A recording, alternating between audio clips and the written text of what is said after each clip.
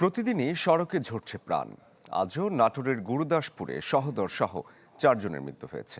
সিরাজগঞ্জ, কিশোরগঞ্জ ও ঠাকুরগাঁওয়ে প্রাণ গেছে 6 জনের। আহত হয়েছেন আরও বেশ কয়েকজন। ফের দুর্ঘটনায় রক্তাক্ত মহাসড়ক, কিছুতেই যেন কমছে না মৃত্যুর তালিকা। শনিবার নাটোরের গুরুদাসপুরে গরুবাহী ভটভটি ও বাসের সংঘর্ষে সহোদর সহ প্রাণ গেছে 4 জনের। পুলিশ জানায় বড়াইগ্রাম থেকে সিরাজগঞ্জে যাচ্ছিল গরুবাহী ভটভটি। নয়াবাজার এলাকায় রাজশাহীগামী বাসের সাথে সংঘর্ষ হয়। এতে ঘটনাস্থলেই মারা যান এক গরু ব্যবসায়ী।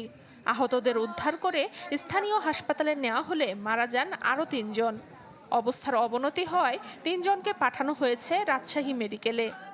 নয়াবাজার অতিক্রম হওয়ার পরে আমরা খবর পেলাম যে গাড়ি অ্যাক্সিডেন্ট করছে। অ্যাক্সিডেন্ট করার ঘটনাস্থলে 2 জন মারা গেছে। বড় মেয়েটার বিয়ে আছে 20 তারিখে, কি দিয়ে কি করা হবে?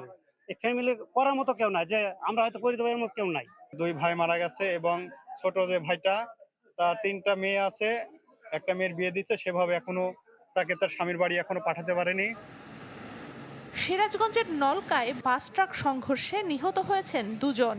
উত্তরবঙ্গ থেকে ঢাকা যাচ্ছিল সাফফাতে আলী পরিবহনের একটি বাস। যমুনা সেতুর পশ্চিম সংযোগ সড়কে ওভারপাসের নিচে দাঁড়িয়ে থাকা একটি ট্রাককে ধাক্কা দেয়। এতে ঘটনাস্থলেই মারা যান বাসের চালকসহ 2 জন।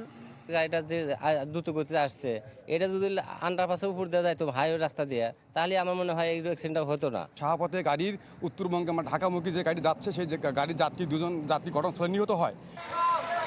আর কিশোরগঞ্জের পাকন্দিয়ায় বাস নিয়ন্ত্রণ হারিয়ে ব্যাটারি চালিত রিকশা ও বাইসাইকেলকে চাপা দেয়। এতে মৃত্যু হয় 2 জনের। ঠাকুরগাঁও সদরে মোটরসাইকেলের ধাক্কায় পথচারী সহ 2 জন নিহত হয়েছেন। এদিকে সিলেটের উসমানীনগরে শুক্রবার সড়ক দুর্ঘটনায় হতাহতদের পরিবারকে আর্থিক সহায়তার ঘোষণা দিয়েছে সরকার। বিষয়টি নিশ্চিত করেন প্রবাসী কল্যাণ ও বৈদেশিক কর্মসংস্থান মন্ত্রী আরিফুল হক চৌধুরী। সানজিদা শান্তা, চ্যানেল 24।